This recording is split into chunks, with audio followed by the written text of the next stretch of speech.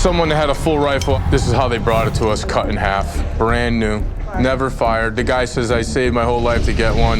I finally got one. I missed the registration. I had to cut it up and turn it in, because that's what the police told them to do. It's sickening to me. It's a travesty. A new class of criminals has been created by this law, and they are nothing more than honest, law-abiding citizens, and certainly does not prevent another crime. Absolutely, they're going after the wrong people. I don't agree with the registration. Registering your magazines has nothing to do with public safety, period.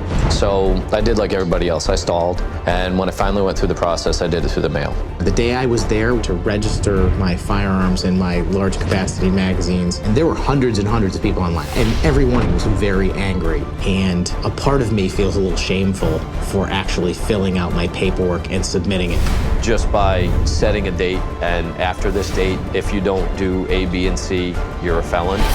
If you legally own something, why would you surrender it? I don't believe there was a single criminal standing in line that day. They didn't register guns or magazines. They don't need to. They're exempt from the law. That's the problem. So the law they put in is senseless. We're talking about a sweeping gun control legislation that was passed in the wake of the Sandy Hook tragedy. This is not about politics. So Connecticut's shown the way. And now is the time for Congress to do the same. The entire process, in my mind, made a mockery of the way our system is supposed to work. The bill was pushed through in the middle of the night, and then it was signed by Governor Malloy at noon. What was the emergency for them to push it through? I must go! I must go! The ones that voted for this bill, I don't think they care, and they're not going to listen anyway. But when it comes to the freedom that's in the Second Amendment, they don't believe it as it's written. They think they can regulate it. What happened to we the people? Did the lawmakers even know what they were voting on? I don't believe they did. I don't believe the lawmakers knew truly what the repercussions would be. No, they still think a clip is a magazine. None of them even got time to read it. The law is extremely confusing. I had to read it 3 or 4 times before I figured out what I needed to register, what I didn't need to register. Absolutely. The exact firearms that qualify as assault weapons are kind of up in the air. I don't think that there's any real distinct answer in many cases. An assault rifle, in the eyes of the state of Connecticut, is a center fire cartridge that has a detachable magazine and then has any other feature after that. Pistol grip, collapsible stock, a bayonet lug, a flash hider, so now you can't own this. So if you owned it prior to April 4th of 2013, you had till December 31st of 2013 to register it. If you didn't, it's a felony, or you have to turn it in or destroy it.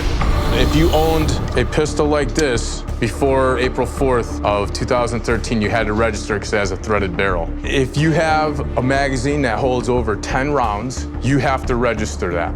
I held off as long as I possibly could. I decided not to register. It's against my constitutional rights. So instead of turning it in, I turned it over to my father. He has an FFL. It got to the point where people didn't know what to do. I had people walking in and going, here, I don't want anything to do with this anymore. Take it and get it out of my name. There's no amnesty. I don't want to be a convicted felon now. I think a lot of people might really have just made an honest mistake. They actually did not know that their types of firearms, along with magazines, needed to be registered or declared by the January 1st deadline. And now they're going to have to pay the consequences for that. And I think that scares people, and they shouldn't be scared of their rights, of what you as a United States citizen have the right to own and have. I have a whole room filled with thousands of magazines. It's all brand new that were in the wrappers. The biggest thing people are fearful of is, oh my God, this can have a big impact on my family and my livelihood. So I'd rather just comply. It's not worth it to me, so they turn it in. And it's a shame.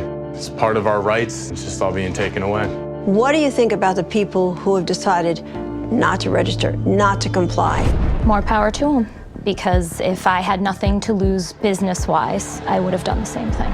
My message to people is don't make yourself a felon. My message is follow the laws and then work to get the laws changed.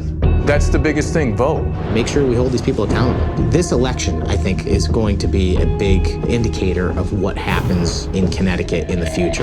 This is a disgrace. They violated their oath. They don't deserve to be there. They've broken a trust already. The big question is, why are we being made to re-register what's already been registered. Now your name is on a list.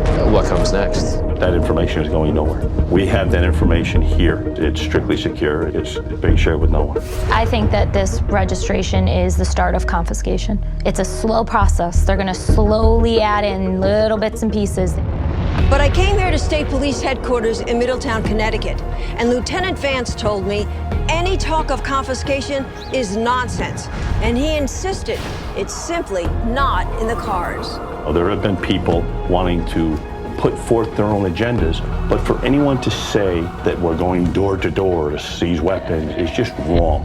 It's not even in the cards right now. I've had conversations with law enforcement at the state level. If door-to-door confiscation ever were to happen, you will see officers probably refusing to obey orders. That's a law enforcement nightmare. We just can't go and confiscate weapons, and by no means are we going to trample on anyone's rights or anyone's constitutional rights. I could see a riot happening here. It's not going to be a pretty picture. This is only the beginning of what's going to start happening. We can prove it with England. We can prove it with Australia. What happens? Crime rises. Surrendering our freedoms. Does that sound like America to you? No. This is not the America that my family came to 400 years ago. This is supposed to be the cradle of liberty. I think that this is a dangerous step, and it's all of our freedoms that are at stake, and I'm fearful. I don't want to be a subject. I'm from a family that's all military, and I don't understand why our soldiers fight for the rights that we have if we are just giving them away. Lawmakers and legislators, look at me. I am a high honors student athlete whose passion and future is being jeopardized by your knee-jerk reactions and personal agendas. Not only am I the future of the state, I am the future of the country. I think the people that supported this legislation fail to understand the lengths at which people will go to preserve their Second Amendment freedoms. The founding fathers would have said, well, when they come to confiscate, be ready. We were. It's up to you now. Hey!